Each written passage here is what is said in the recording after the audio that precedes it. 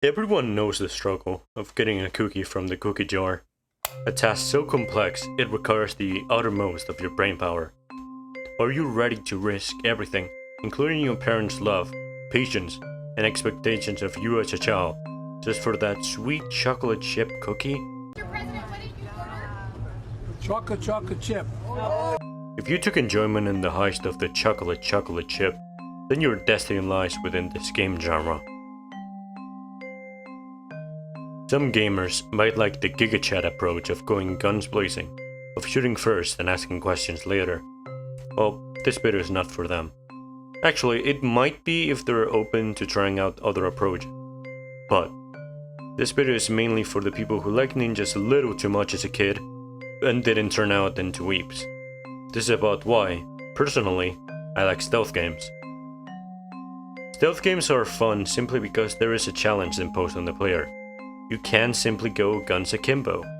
It changes from pissing to pissing on the side of the ball so it doesn't make noise. You simply can't afford being detected. You gotta embody that inner Rambo inside of you and start using guerrilla tactics to surprise and take out the enemies. Now, there is a difference between stealth games and games with stealth. The Batman Arkham series has a strong emphasis on the free flow combat system which, single-handedly revolutionized combat in the gaming industry and basically created the modern combat system that has been used in many games. But their stealth sections are fun. They make you feel like Batman. Stalker is a really unique game. Considered by many as the truest Ukraine simulator, it's a game loosely based on the novel Roadside Picnic and the Chernobyl disaster. It has a ton of lore, but let me explain, or at least try to. The Chernobyl disaster happened, and then a second incident in 2006 happened, and thanks to that second incident, there were strange anomalies that started appearing around the zone, and the 4 mutants with incredible abilities started roaming as well. But the thing that everyone focused on were the artifacts, just things that give the owner some ludicrous powers. You play as a stalker. People who go into the zone to collect the mysterious artifacts that fetch a pretty penny on the black market. There are multiple factions that all have different relations with each other.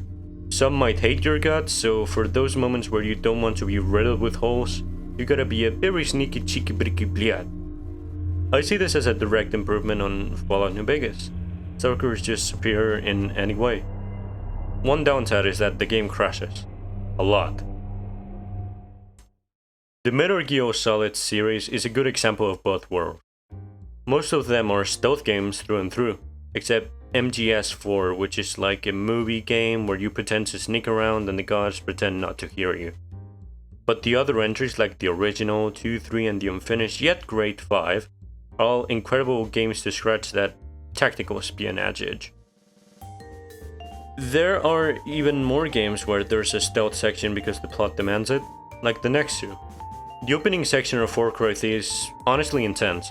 You go from a guy on a trip across the Polynesia to being captured by pirates, en route to be just a victim of human trafficking.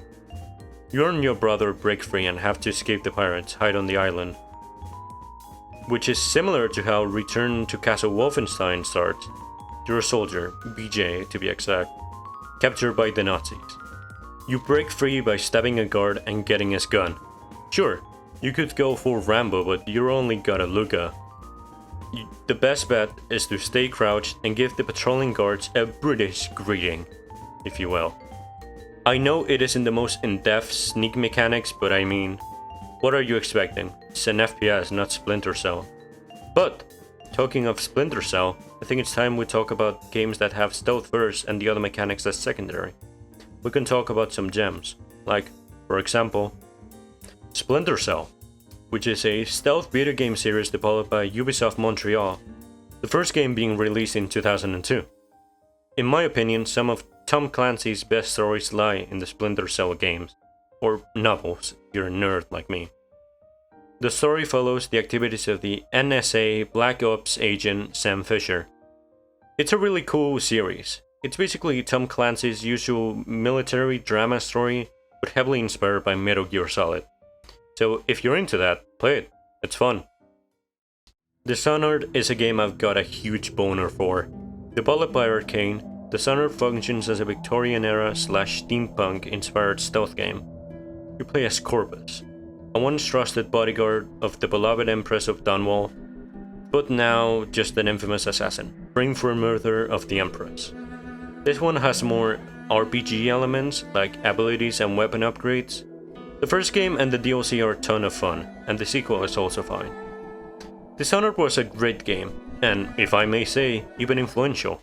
But, when Thief came out, it certainly caused an impact. It was the first real game that was solely based around sneaking around and hiding in the shadows. It was tons of fun back then, even if the game hasn't aged or adapted to the industry the best way possible. But the game and the sequel are some of the best classic stealth games out there. Thief has such a unique identity. Its brand of stealth and level design is highly derivative of 3D dungeon crawlers, zombies, dungeons, mages. It's very unique in almost every aspect, but if you're going to play it nowadays, I recommend downloading the Dark mod for the campaign and playing fan missions as well. I really enjoyed Feast of Pilgrims. But if you're interested in what's basically Thief but in a modern package, then there's Filcher. Filcher is a love letter to not only Thief, but also Art Deco and film noir. Do you like Thief? Then you'll love Filcher.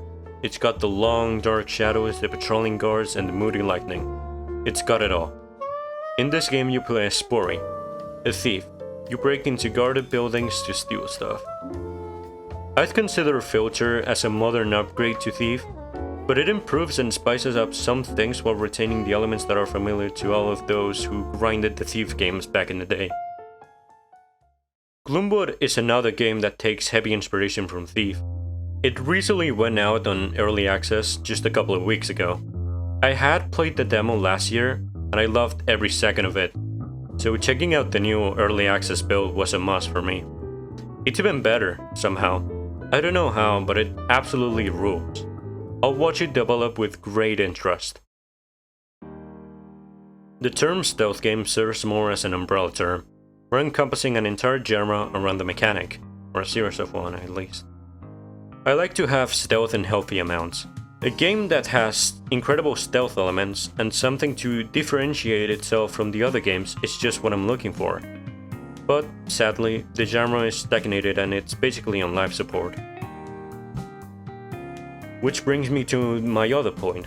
I don't really see the point of calling some of these games immersive sims. Aren't the whole deal with immersive sims? Like, aren't sims supposed to be immersive?